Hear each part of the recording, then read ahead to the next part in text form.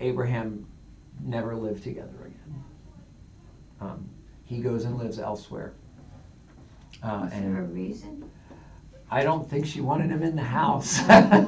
Would be my guess. Well, he went to sacrifice their son. Oh.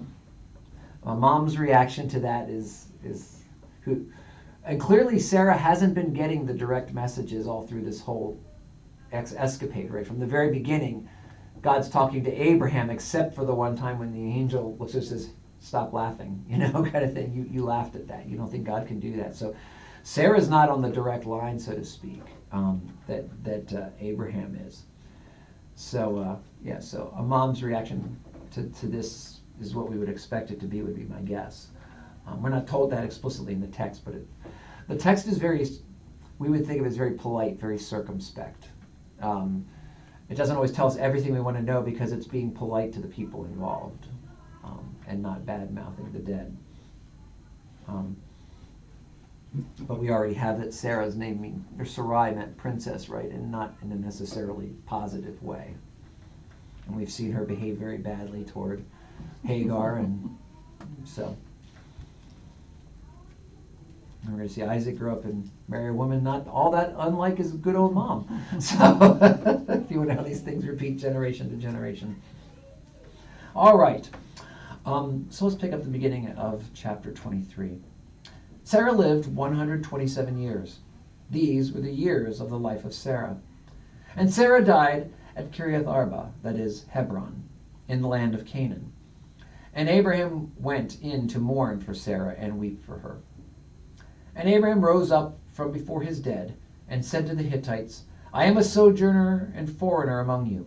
Give me property among you for a burying place, that I may bury my dead out of my sight." The Hittites answered Abraham, "Hear us, my lord. You are a prince of God among us. Bury your dead in the choicest of our tombs. None of us will withhold from you his tomb to hinder you from burying your dead." Abraham rose and bowed to the Hittites, the people of the land. And he said to them, "If you are willing that I should bury my dead out of my sight, hear me and entreat for me Ephron, the son of Zohar, that he may give me the cave of Machpelah, which he owns. It is at the end of his field. For the full price, let him give it to me in your presence as property for a burying place." All right, anything grab your attention here?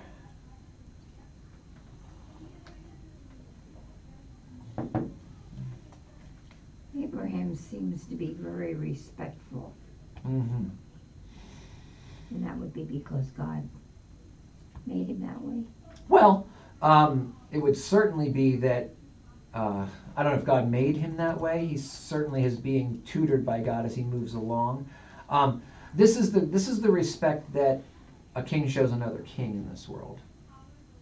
And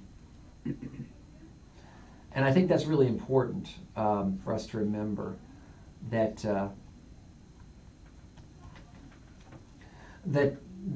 this is he's being treated as a king. He's showing respect back, and the Hittites won't always be friendly to the Jewish people. That's pretty sure. But there's not a lot of enmity at this stage of things. So.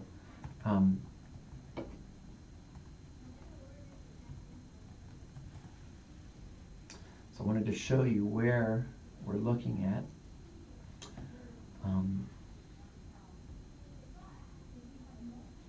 In Jerusalem today, so you can see there's the West Bank. So of course, right here, and this is part of the contested space, right? There were settlements in the West Bank. Israel pulled out in order, back in, was it 2002, to have the possibility of a two-state solution where the Palestinians would have their own state and Israel would have its own state.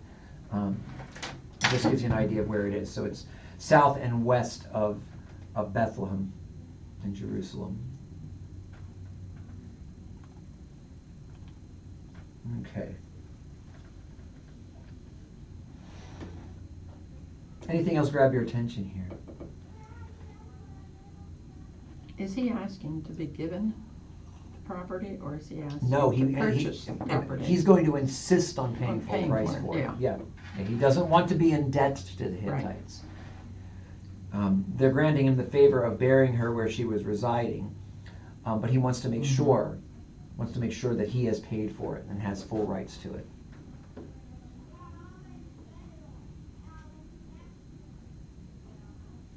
The Hittites are now friendly, and they will become enemies in the future? At times, yeah. There's not as consistent a enmity between them as there is with the Amalekites or the Midianites, which are part of the giant clans. But the Hittites, I mean, most of us have heard of the Hittite Empire, if nothing else. That was one of the great ancient empires of the region. So, yeah. Okay. Should we go on to verse 10? Now Ephron was sitting among the Hittites, and Ephron the Hittite answered Abraham in the hearing of the Hittites, of all who went in at the gate of his city, and, "Know, my lord, hear me. I give you the field, and I give you the cave that is in it. In the sight of the sons of my people I give it to you. Bury your dead." Then Abraham bowed before the people of the land, and he said to Ephron in the hearing of the people of the land, "But if you will hear me, I give the price of the field. Accept it from me, that I may bury my dead there." Ephron answered Abraham, "My lord, listen to me. A piece of land worth 400 shekels of silver. What is that between you and me? Bury your dead." Abraham listened to Ephron, and Abraham weighed out for Ephron the silver that he had named in the hearing of the Hittites, 400 shekels of silver, according to the weights current among the merchants. Okay, so there's your answer to whether he wanted it given to him or not. So this is a bit of a game that's being played here. Who can out-polite the other? Okay, if you go to Japan, you will see this same kind of game played in boardrooms all over the world. It's very, very sophisticated. You have to be very culturally literate to recognize and understand what's going on in these situations. We would be out of our depths as Americans visiting in Japan. There's almost no chance you wouldn't step over a cultural line at some point and be viewed as just another ugly American. It's very, very subtle. So I'll give you a for instance. My daughter will be able to explain this to you much more in depth than I can. But we bow at the beginning of our karate practices. It's very important the angle of your bow. 15 degrees is the correct angle. 30 is too much. You're apologizing if you bow at the. So it's very much who bows when and who says what and who's more polite to the other, and everybody's very aware of the social rank in the room. And so this is what they're doing. They're going back and forth. No, you take it. No, you take it. It's one of those like who's going to get the last cookie on the plate kind of things that you do at Christmas time, right? So this is going back and forth between Ephron and Abraham. Now you notice that this is important. All at the very verse 10 here, all who went in at the gate of his city. The gates of the city were where legal matters were handled in the ancient world. Okay, there wasn't a courtroom or something like that internally. This was always done at the gates of the city. So this is being done in the face of all the people. And this is the way a shame-honor culture works. We work in a culture where we focus on guilt or innocence. Okay? A shame-honor culture is who is receiving the accolades of the people around them. So this dance back and forth between Ephron and Abraham, it's very much a game of who is going to be regarded as having more honor by the people who are watching. I would question the sincerity of all of it. That's what I would. I mean, maybe I'm really an American. I don't know, but I would question that. You are exactly right, and that's what separates our culture from. That's why we're not really a shame-honor culture. Everyone knows the game being played and is watching with some admiration. It's not insincere because this is social capital in that world. This is the world they live in. Does Ephron really want to give away the field? It doesn't matter. What he really wants is the honor of the people, right. And that's what he's vying for in this sort of verbal contest they're getting into here. Does that still happen today? Yes, 100%. In fact, most cultures around the world function this way. Shame honor is the norm throughout most of human history, because as you've probably heard of what they call cancel culture or getting canceled online, and you've heard this kind of language in the news. That's what that amounts to. It amounts to a person losing the ability to gain a livelihood. We live in social networks. We can't live without them. And so this has been the normal way people interact throughout history, because you're trading on your social relationships in the world in order just to have your position in the world. It's a way of negotiating your identity vis-a-vis your neighbors. So this is the normal way human beings have functioned throughout history. Americans and the West in general is very unique over its last maybe 250 years, as it's slowly begun to think of the individual first and the community second. Most cultures throughout history functioned as community first and individual second, and usually a way distant second. Okay. So with the shame honor culture, Yes. whoever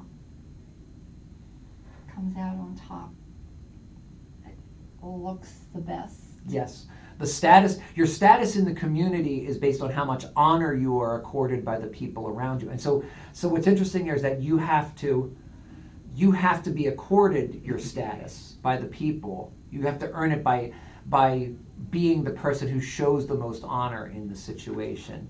And of course, shame is the opposite, right? Someone who gets shamed and they drop down the status ladder. In our culture, what makes people rise up the status ladder? Looks, money, all the same stuff. All those things would have been assets in this world too. You would have given you a leg up, but still, a person who was not as beautiful or as rich in a situation could show more honor, and so rise in status in the esteem of people above the person they had sort of trounced in that way. So I'll give you for instance. I just used this example in a conversation yesterday with somebody. We were at a staff meeting, actually. The kids are going to hear about it at a youth group. So I shared with them an excerpt from, have you ever read Up From Slavery? Which is amazing, the autobiography of Booker T. Washington. Amazing. Really, literally grew up as a slave, and then rose to found the Tuskegee Institute and be respected academic and everything else. And he told a story in an admiring way of George Washington, who tipped his hat to a black man after the Revolutionary War. It was a freed black man, and as they were walking down the street in Washington, D.C., the black man passing him tipped his hat to him, and Washington tipped his hat back. Well, the white people who Washington was walking with were appalled. They were just, how could you do that? And Washington said to him, how could I let he who has no advantage show more honor than I who have every advantage? And so that shows you how this hierarchy game is played, this status game is played. This is very much what you see going on here, because you notice at the end, the Ephron saying, it's just 400 shekels of silver. I mean, that's a lot of money. What's that between you and me? Look how generous I am. But he wouldn't have said the 400 if he didn't really want it. Maybe. I mean, no, that's not true. You see, he's showing the group how generous he is by giving away something worth 400 shekels of silver. But in our culture, it would be the opposite. Right. They would be considered a fool. Yes, exactly. So, and this is what they're doing. In the same way, a person we see this in Jesus' parables, the shrewd negotiator is the hero in that culture as well, because they're showing smarts in that particular arena. The smarts you show accord you more honor. This is a different arena where you're showing off your generosity. So why would a person gain more status by being generous? You're going to want to work with or work under someone who's more generous. So he's going to bring the best workers toward him, because now he's going to have the reputation of being generous in the community. So the best managers for properties are going to want to work for him, because they'll get a little bit more of the pie. And so he actually was probably showing off that he actually didn't want to give it away. But you notice what Abraham does. He pays him anyway. He doesn't want to be in debt to him when he comes back to the land of the Hittites to visit his dead or whatever, right? So yeah, this is the game as it's played. It's so foreign to our mindsets as modern Americans. I've really learned a lot talking with African Christians about this, because that's still the way status is accorded in a great large swath of Africa. Probably not in Dubai, but in other places. In Dubai, it's all how much money you have, but that kind of thing. So.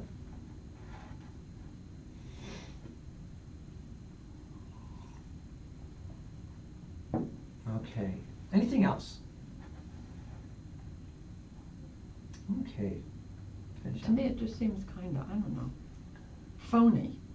Like, you know, I'm not really doing this because I like you. I'm doing this Yeah. for me, because Yeah. I'm really the one who Oh, counts that's here, cool, not yeah. you. That's And I don't, it doesn't sit with me or something. yeah. Well, that's because we live in a post-Christian Mhm. culture, and that is so much of what Jesus did was move. See, the shame honor game is completely exterior to yourself. It's all about it's always about me. That you're absolutely right. We're constantly vying. It's a dog eat dog world, right? That's the game you're playing. Jesus looked and said, "Those who serve will be greatest in my kingdom," and started moving the blessed are the poor in spirit. Well, really? That's how does anybody know I'm poor in spirit? I mean, that's the opposite. You want to be great in spirit, So the game moved from external, where I'm spending all my time wondering about and manipulating the opinions of people around me, to now I have to consider what's going on inside of me, regardless of what they think. And so, actually, I don't know if you know this, the Oxford Dictionary came out with its word of the year, and they do that every year. It just came out this week, and it's authenticity. Authenticity. This year. And that's what you're aiming. It doesn't seem authentic. Mhm. Well, by authentic, what we mean is authentic to some sort of interior identity we have. That was the major ethical move. Jesus's teachings moved things from being external, where I'm more focused on what people think of me, to internal, what I know God knows about me. That's what becomes important, right? And of course, then later on, in a secular way, that gets the romantic movement secularizes that there's some sort of magic me inside. It's not about what God thinks about me anymore. It's just what I think about myself.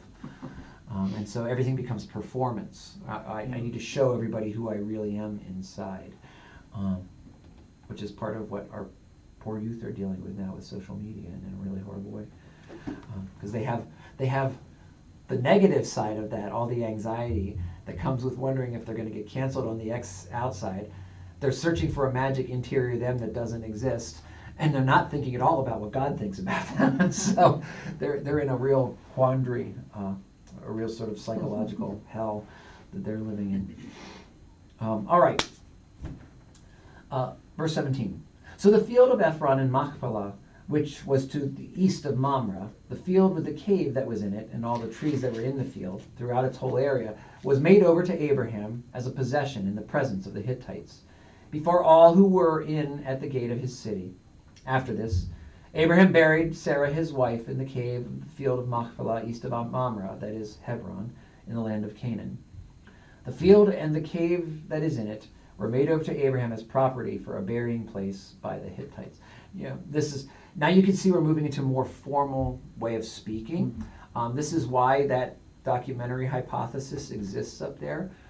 Some scholars will look at that and say must have been two antecedent traditions, and one way of saying he bought that cave, and the second one they bought the cave. So we're going to put the two together and not lose any of it, right? Remember, this is all oral tradition before it's written down, right? So maybe two different family groups within the Jewish people, right? Two different, what became the tribes. Maybe they were telling the story slightly differently, and when Moses wrote it down, it came together like that, right? Rather than lose any of the words that either tribe was saying, they put it together. It also could be that this is just, doesn't this sound like lawyerese? Doesn't it? It just kind of rolls like that. Like, just, we say it one way, we say it a second way, but a very, very ornate style of writing. That would likely be characteristic of the Deuteronomistic historian or the priestly caste up there, right? Less primitive, more developed traditions. In any event. Therefore, Sarah was still with Abram, but she didn't live in the same tent with him. No, they actually probably physically live fairly well separate when she dies. We would need to go back a chapter and take a quick look at that. If I remember right, at the end of chapter 22, it talks a little bit about these things. Because you get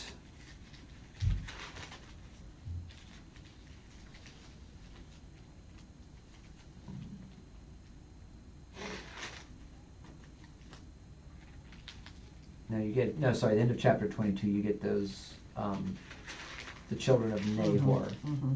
Yeah.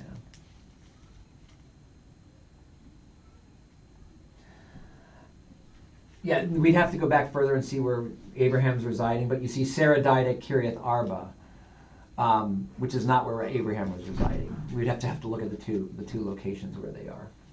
Yeah. But obviously, Abraham still cared for her and stayed faithful to her, because he does not remarry until after she dies. That's how the next chapter will begin. Okay.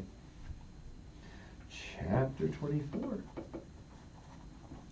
Now we're going to move along a little bit. We're out of some of the real intense symbolic stuff now. We're going to be able to clip along a little bit now in our story. Verse 1. Now Abraham is old, well advanced in years, and the Lord had blessed Abraham in all things. And Abraham said to his servant, the oldest of his household, who had charge of all that he had, "Put your hand under my thigh, that I may make you swear by the Lord, the God of heaven and of earth, that you will not take a wife for my son from the daughters of the Canaanites among whom I dwell, but will go to my country and to my kindred, and take a wife for my son Isaac." The servant said to him, "Perhaps the woman may not be willing to follow me to this land. Must I then take your son back to the land from which you came?" Abraham said to him, "See to it that you do not take my son back there. The Lord, the God of heaven, who took me from my father's house and from the land of my kindred, and who spoke to me and swore to me, to your offspring I will give this land, he will send his angel before you, and you shall take a wife for my son from there. But if the woman is not willing to follow you, then you will be free from this oath of mine. Only you must not take my son back there." So the servant put his hand under the thigh of Abraham his master, and swore to him concerning this matter. What's significant about putting your hand under the thigh? Oh, my daughter loves this one. She loves to freak her friends out. That's actually a really polite way, a polite Jewish way of actually saying he told the servant to hold on to his member. The significance is that this is for his heir. And this is how you get heirs by begetting them with your reproductive organs. He's basically putting his entire future into this man's hands. Okay. I said the Old Testament is pretty raunchy, especially this far back. Things are pretty gross, or just by modern standards, really very straightforward. But that is a very polite Jewish way of saying that's what he did. Okay. Yep. They don't do that today anymore. No, that's not typically a practice anymore. Yeah. If you want to extract a promise from somebody, you have the lawyer draw up contracts. Right. But this is not the way it worked in then. Why didn't Abraham not want Isaac to go back to where Rebecca was? To where he Well, he says he doesn't want him to take a daughter from among the Canaanites specifically, because the Canaanites are the giant tribes. Was he afraid that Isaac would have met someone there that he preferred? But that would be the natural thing, right? Where you're going to find a wife, you're going to find it from the girls you know, right? They're surrounded by the Canaanites. The Canaanites are the descendants of the giants we see reference all the way back in Genesis 6. Okay, this is those tribes we talked all about. So Abraham does not want his son falling into idolatry. He doesn't want, as we will see much later with Solomon, right? Solomon's going to have a whole bevy of wives, and they're going to lead him into worshiping false gods. This is what Abraham does not want. He does not want his son to fall into idolatry, to fall away from the worship of the living God, because though it took a long time, that God fulfilled all the promises that he made, right? And he doesn't want, again, ethnicity is a big thing. He also doesn't want that mixture either. So yeah. The importance of an oath, and you see that so many times. And I mean, your word is right. Extremely important. Exactly right. This had to be his most trusted servant, because he's literally placing his entire future in his hands. Again, it's really impossible for us to tell. All we can do is have our theories about whether they believed in life beyond this life at this point. It's unclear when that enters the Jewish consciousness. It may be that it was here, that Abraham had some sense that there'd be a life following his physical death. But if he didn't, he was literally, this is all his future is Isaac. That's all he has. And so he's really placing his entire future in this man's hands. So it's very, very significant.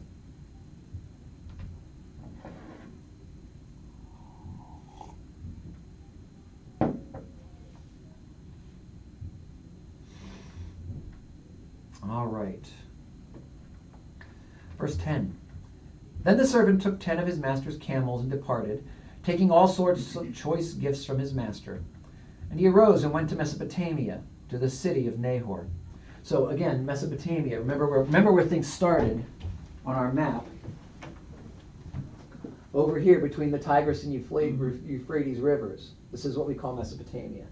So he's sending his servant from over here in Canaan back to where he was from. Okay, so they're retracing the steps of this whole long journey they've been in since he was first called. Verse 11, and he made the camels kneel down outside the city by the well of water at the time of evening, the time when women go out to draw water. And he said, O Lord, God of my master Abraham, please grant me success today, and show steadfast love to my master Abraham. Behold, I am standing by the spring of water, and the daughters of the men of the city are coming out to draw water. Let the young woman to whom I shall say, please let down your jar that I may drink, and who shall say, drink and I will water your camels, let her be the one whom you have appointed for your servant Isaac. By this I shall know that you have shown steadfast love to my master. Now, yeah, look, first of all, grabs your attention. Sorry, before I interrupt.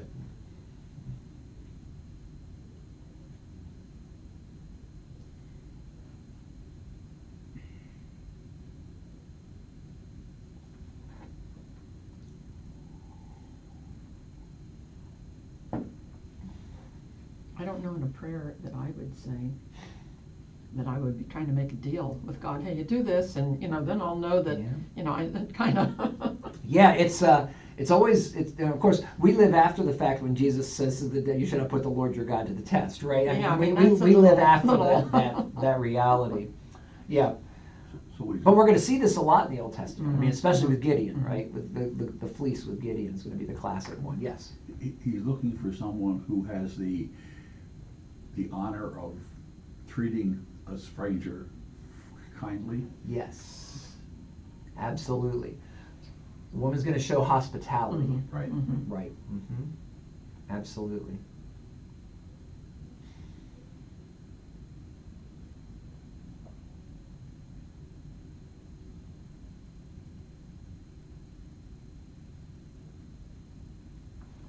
Anyone else?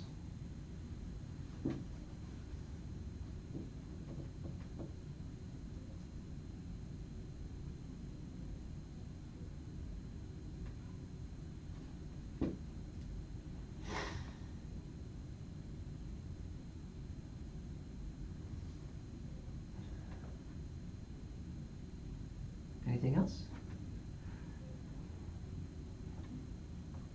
Just as a follow-up to our talk about what the role that status would play. Do you notice he never asks for a personal favor from God? He only asks on behalf of his master. Yeah.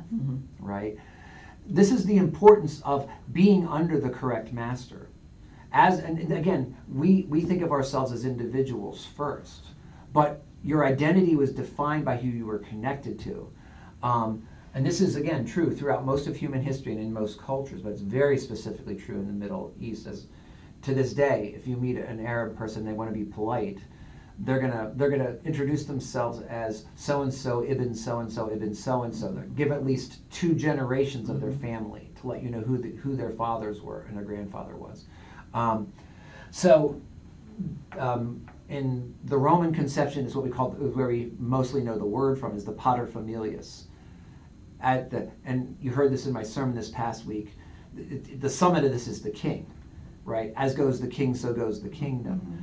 And it's the same way with all the lesser people in the status hierarchy. You're connected to the next person up the chain, and especially if you're connected to a great lord. So he's not presuming to ask God a favor for himself.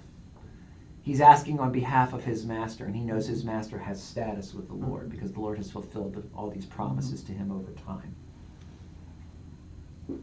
And this is why in the last chapter the Hittite is trying to. He's really willing to give away 400 shekels of silver because it's going to bring something back to him that's worth more than that from his perspective.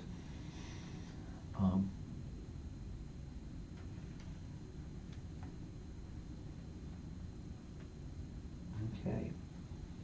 Verse 15. Before he had finished speaking, behold, Rebekah, who was born to Bethuel, the son of Milcah, the wife of Nahor, Abraham's brother, came out with her jar on her shoulder. The young woman was very attractive in appearance, a maiden whom no man had known. She went down to the spring and filled her jar and came up. Then the servant ran to meet her and said, "Please give me a little water to drink from your jar." She said, "Drink, my lord." And she quickly let down her jar upon her hand and gave him a drink. When she had finished giving him a drink, she said, "I will draw water for your camels also, until they have finished drinking." So she quickly emptied her jar into the trough and ran again to the well to draw water, and she drew for all his camels. The man gazed at her in silence to learn whether the Lord had prospered his journey or not. So, anything you want to grab your attention here before we move on?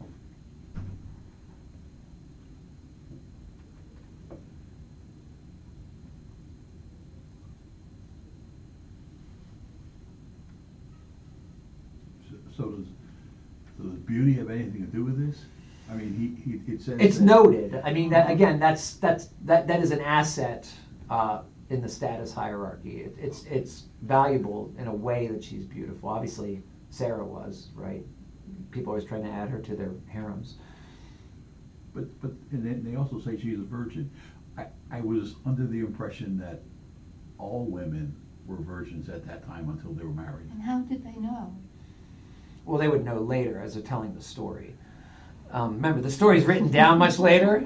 He doesn't. It's not that he knows that upon looking to her. He just. That's almost like narrator's comments. Just so you know, she was in fact a virgin. And blah blah blah blah. Yeah, it's not. He doesn't magically know that by looking at her. Although, when a woman got married, she indicated that by a change of headdress. So. He would have at least known she was unmarried. Mm-hmm.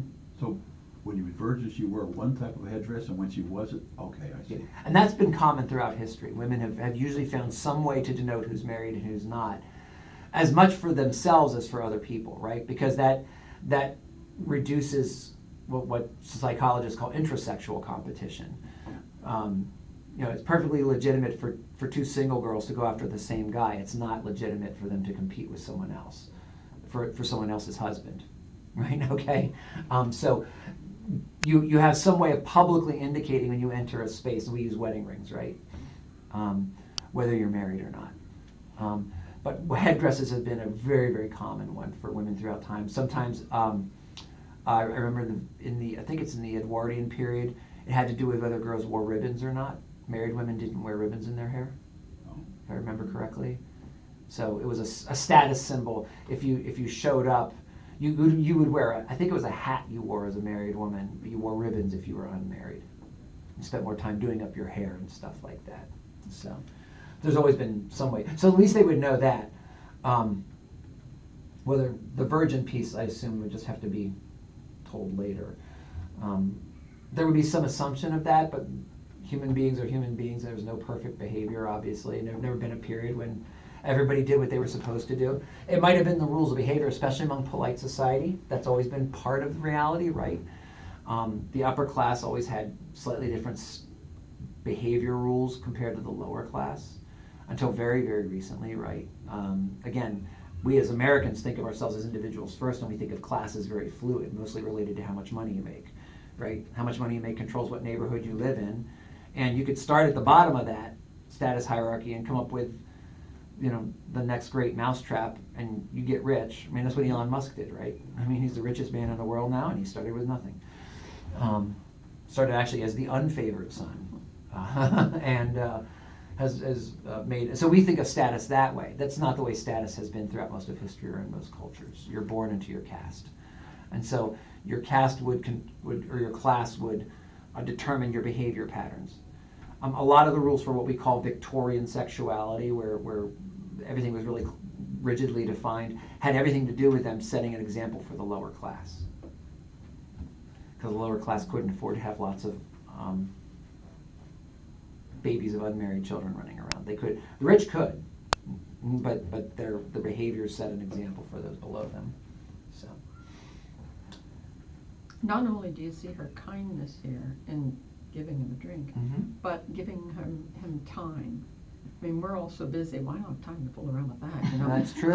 You know, yeah, she says, "I'll stay until your camels are finished." And you think, "Wow, you know, the gift of time is exactly. It's a big one." Yeah, exactly. Yep. All right. Verse 22. When the camels had finished drinking, the man took a gold ring weighing a half shekel, and 2 bracelets for her arms weighing 10 gold shekels, and said, "Please tell me whose daughter you are. Is there room in your father's house for us to spend the night?" She said to him, "I am the daughter of Bethuel, the son of Milcah, whom she bore to Nahor." She added, "We have plenty of both straw and fodder, and room to spend the night." The man bowed his head and worshipped the Lord, and said, "Blessed be the Lord, the God of my master Abraham, who has not forsaken his steadfast love and his faithfulness toward my master. As for me, the Lord has led me in the way to the house of my master's kinsman." Then the young woman ran and told her mother's household about these things. Okay. So now we know the significance of the end of chapter 22, where we get why do we, again, every genealogy is significant. If they included the information, there's a reason. We needed to know about Abraham's brother who never left where they grew up, right? We had to know who he had given, who he'd married, and who'd given, who he had sired, because now we have a cousin for Isaac to marry.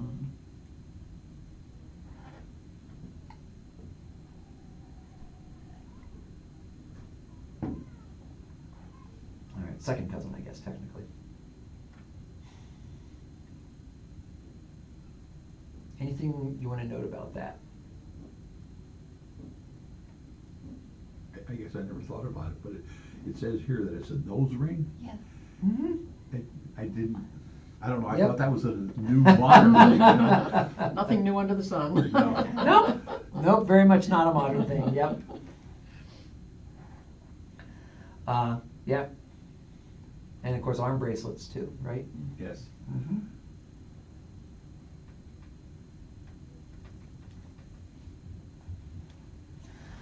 I always think about the nose rings they put on bulls when they talk about the nose ring for jewelry. Right. Nose ring. Yeah, I do too. Never been attractive to me. I'm a child of the 80s, very, very much so.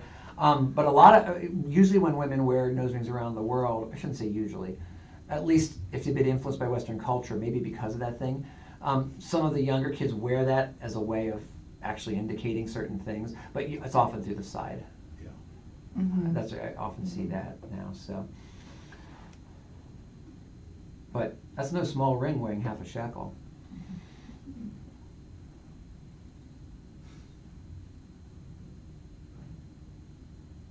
And 2 bracelets are about 10 shekels, right? So this weighs at least it weighs about a 20th as much as the bracelets for her arms. So what's he doing? What's he doing with that, giving her the gifts like this? He's thanking her for Thanking her. for what he did. She Yep. did. He's thanking her for what she did. He's also doing what? Because he does this before he does the ask for, "Can I stay with you for the night?" Bribing her. Bribing, not exactly, but Getting on her better side. and showing how many riches he has. When she goes home and asks permission from Milcah to stay there for the night,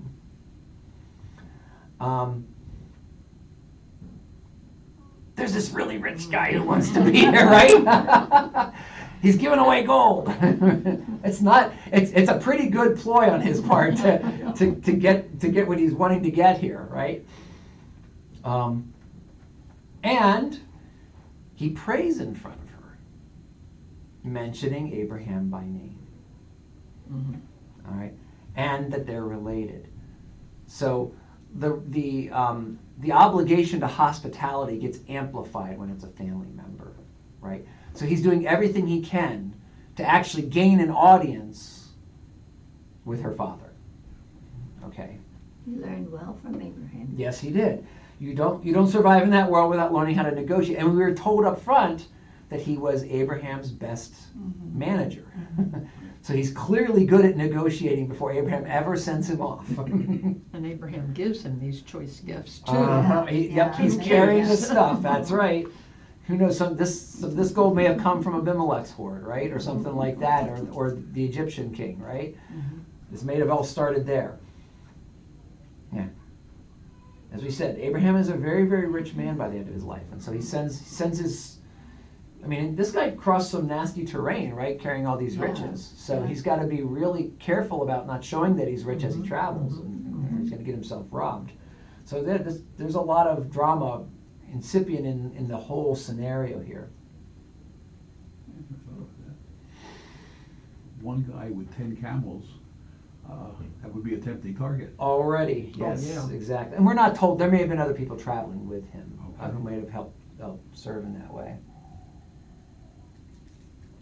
All right.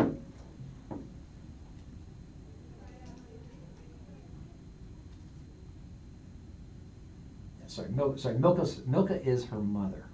I said that wrong. Yeah, he's trying to get an audience with Bethuel. All right, who would be Abraham's nephew. So again, that makes her a second cousin. All right. Verse 29. Rebekah had a brother whose name was Laban. Laban ran out toward the spring. As soon as he saw the ring and the bracelets on his sister's arms and heard the words of Rebekah his sister, "Thus the man spoke to me," he went to the man. And behold, he was standing by the camels at the spring. He said, "Come in, O blessed of the Lord. Why do you stand outside? For I have prepared the house and a place for the camels." So the man came to the house and unharnessed the camels and gave straw and fodder to the camels. And there was water to wash his feet and the feet of the men who were with him. There you go. There's your guards. Then food was set before him to eat. But he said, "I will not eat until I have said what I have to say." He said, "Speak on." So you have a picture of what hospitality looks like in this culture, right? Because it says, not only did he see, obviously Laban's clued in now to the fact that this guy's rich and that he is Abraham's servant, because Rebekah has disclosed all this stuff. Going on. So he said, "I am Abraham's servant. The Lord has greatly blessed my master, and he has become great. He has given him flocks and herds, silver and gold, male servants and female servants, camels and donkeys. And Sarah, my master's wife, bore a son to my master when she was old, and to him he has given all that he has. My master made me swear, saying, 'You shall not take a wife for my son from the daughters of the Canaanites, in whose land I dwell, but you shall go to my father's house and to my clan, and take a wife for my son.' I said to my master, 'Perhaps the woman will not follow me.' But he said to me, 'The Lord before whom I have walked will send his angel with you and prosper your way. You shall take a wife for my son from my clan and from my father's house. Then you will be free from my oath when you come to my clan. And if they will not give her to you, you will be free from my oath.'" So he's giving this guy the whole backstory. But you notice he's making sure the guy understands that an angel has already been behind the scenes in this interaction with Rebekah, right? "I came to the spring and said, 'O Lord, the God of my master Abraham, if now you are prospering the way that I go, behold, I am standing by the spring of water. Let the virgin who comes out to draw water, to whom I shall say, "Please give me a little water from your jar to drink," and who will say to me, "Drink, and I will draw for your camels also," let her be the woman whom the Lord has appointed for my master's son." Before I had finished speaking in my heart, behold, Rebekah came out with her water jar on her shoulder, and she went down to the spring and drew water. I said to her, "Please let me drink." She quickly let down her jar from her shoulder and said, "Drink, and I will give your camels drink also." So I drank, and she gave the camels drink also. Then I asked her, "Whose daughter are you?" She said, "The daughter of Bethuel, Nahor's son, whom Milcah bore to him." So I put the ring on her nose and the bracelets on her arms. Then I bowed my head and worshipped the Lord and blessed the Lord, and the God of my master Abraham, who had led me by the right way to take the daughter of my master's kinsman for his son. Now then, if you are going to show steadfast love and faithfulness to my master, tell me, and if not, tell me, that I may turn to the right hand or to the left." So we just had a nice little recapitulation there of the story for us. Yeah. I don't think there's anything I really want to draw your attention to in it. We've already covered most of that. Then Laban and Bethuel answered and said, "The thing has come from the Lord. We cannot speak to you bad or good. Behold, Rebekah is before you. Take her and go, and let her be the wife of your master's son, as the Lord has spoken." When Abraham's servant heard their words, he bowed himself to the earth before the Lord. And the servant brought out jewelry of silver and of gold, and garments, and gave them to Rebekah. He also gave to her brother and to her mother costly ornaments. And he and the men who were with him ate and drank, and they spent the night there. When they arose in the morning, he said, "Send me away to my master." Her brother and her mother said, "Let the young woman remain with us a while, at least 10 days. After that she may go." But he said to them, "Do not delay me, since the Lord has prospered my way. Send me away, that I may go to my master." They said, "Let us call the young woman and ask her." And they called Rebekah and said to her, "Will you go with this man?" She said, "I will go." So they sent away Rebekah, their sister, and her nurse, and Abraham's servant and his men. And they blessed Rebekah and said to her, "Our sister, may you become thousands of 10,000s, and may your offspring possess the gate of those who hate him." Then Rebekah and her young women arose and rode on the camels, and followed the man. Thus the servant took Rebekah and went his way. So here, you just see how, quickly life changes. And Rebekah embraces this, right? She has agency in this. She gets to decide whether she goes or stays. Maybe not in the ultimate sense, but certainly whether she leaves immediately, whether she's willing to depart and take this adventure. Why did they want her to stay 10 days? Just, she's family, you want a proper goodbye and all the conversations you wish you could have and all those things, right? Because, in this world, especially living such distances from herself, she will likely never see her family again. Right. Right.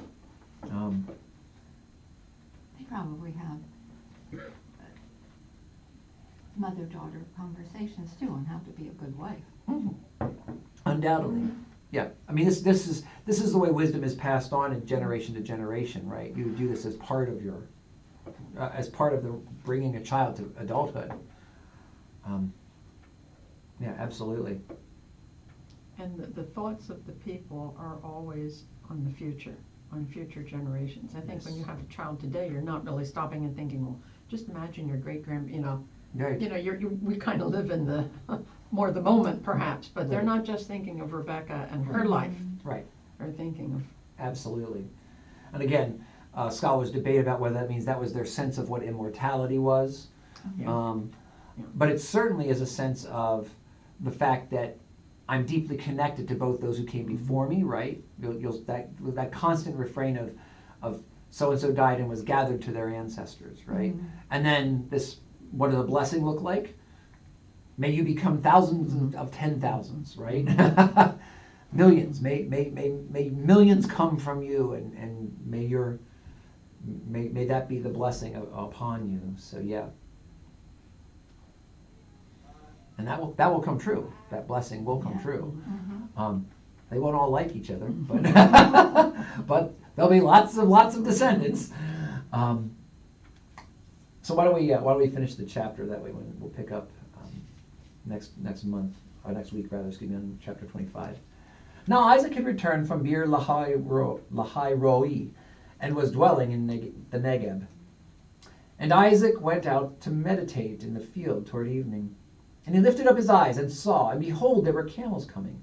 And Rebekah lifted up her eyes. And when she saw Isaac, she dismounted from the camel and said to the servant, "Who is that man walking in the field to meet us?"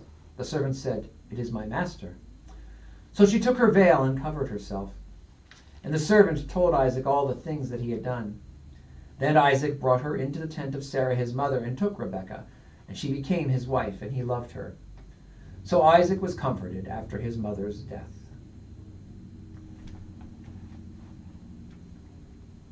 So what grabs your attention here?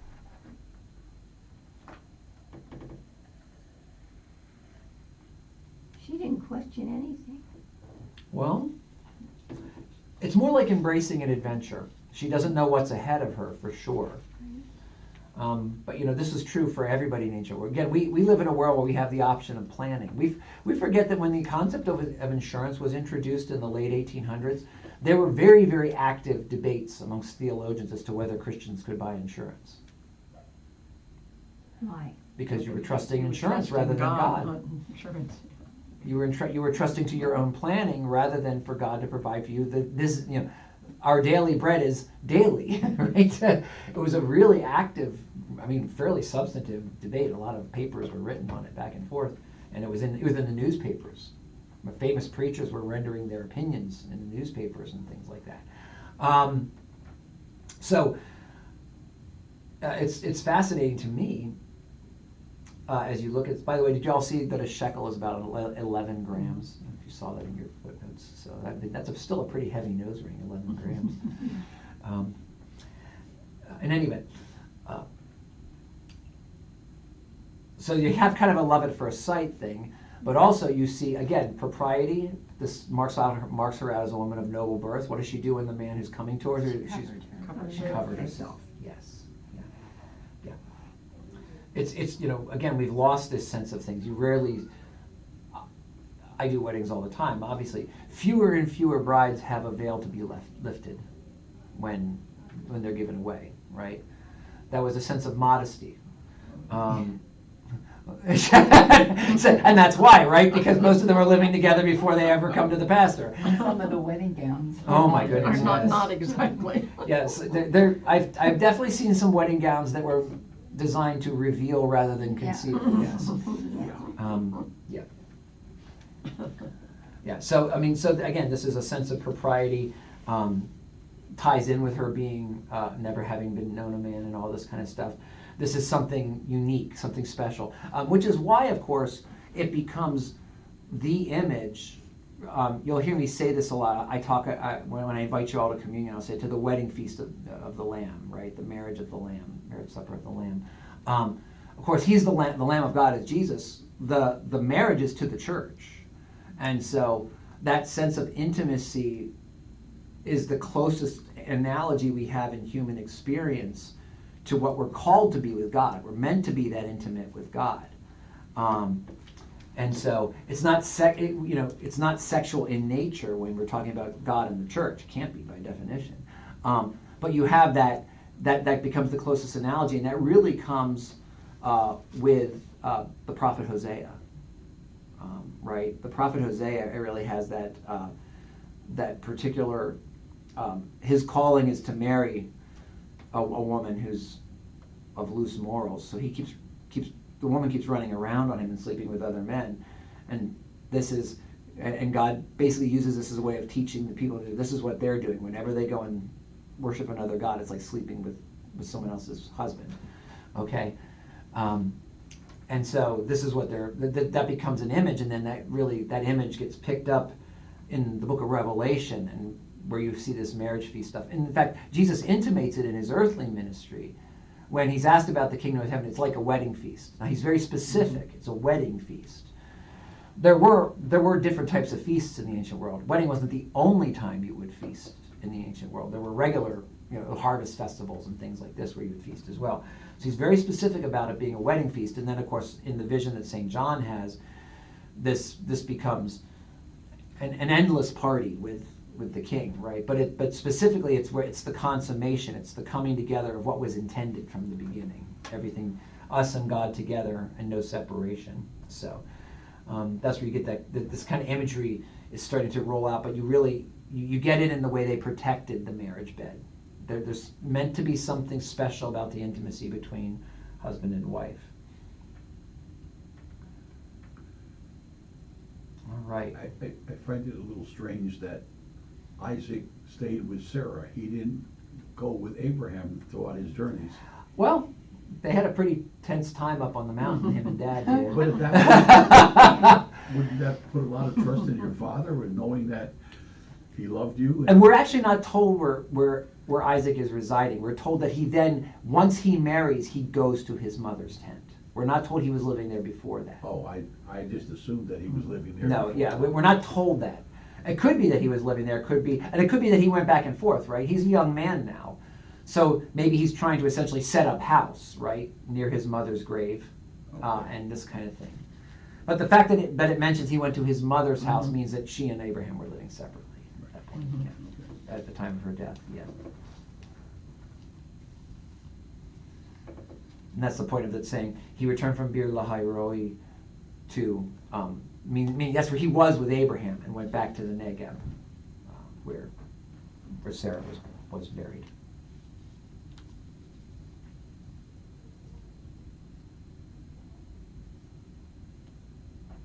All right. Isaac and Rebekah.